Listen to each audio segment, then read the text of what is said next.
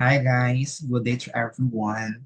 This video is just the continuation of the first three videos that we have regarding the different type of conceptual framework na pwede natin gamitin sa paper natin.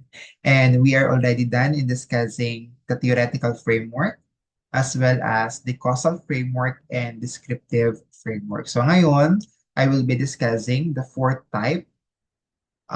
the fourth type of conceptual framework na pwede nating i-adapt sa paper natin, which is known as process framework.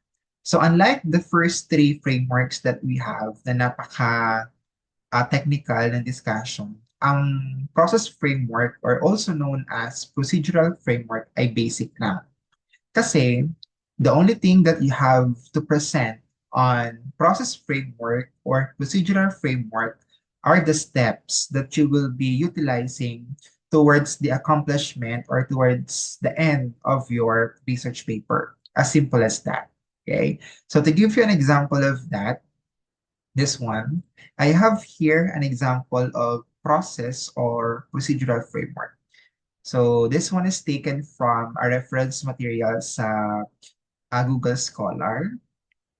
They have here obviously the name of the framework, which is the process or procedural framework.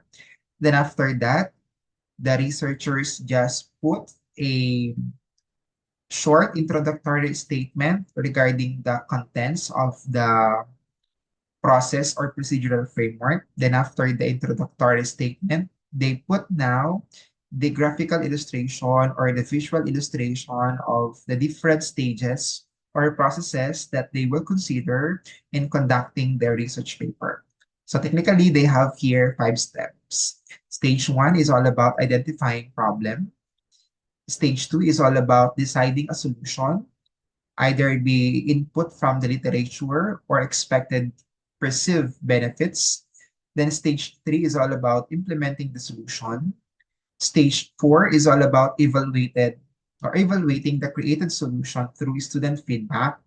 And lastly is stage 5, which talks about improving the solution based on the received feedback coming from the student and reflection by the teacher researcher. So these are the stages or steps na gagamitin ng researcher ng study na to towards the conduct of their research paper. And then after the graphical illustration of the stages or processes, they automatically jump to the research paradigm. So alam na naman natin, no, na kapag sinabi natin research paradigm, it talks about the discussion, the descriptive discussion of the contents of our visual or graphical illustration. So the first paragraph is all about the discussion of the first stage, which talks about identifying the problem.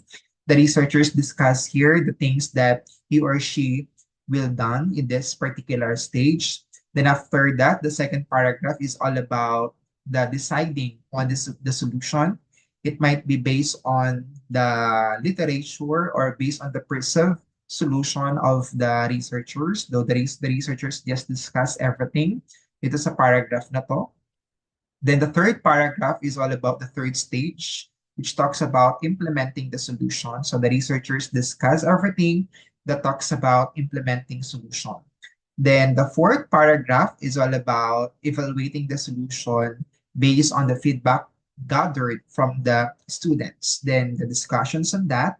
Then finally is the fifth stage, which is the improving based on the feedback received coming from the students and reflection of the teacher researchers. And then he or she discuss everything na may kinalaman sa stage nito. So that's how simple we do process framework in our research paper. And I hope and I pray that you're able to learn how we should do our process or procedural framework. But take note, the type of framework that we will be using on our research paper depends on the purpose and objectives of our research paper. So thank you so much for listening and have a blessed day.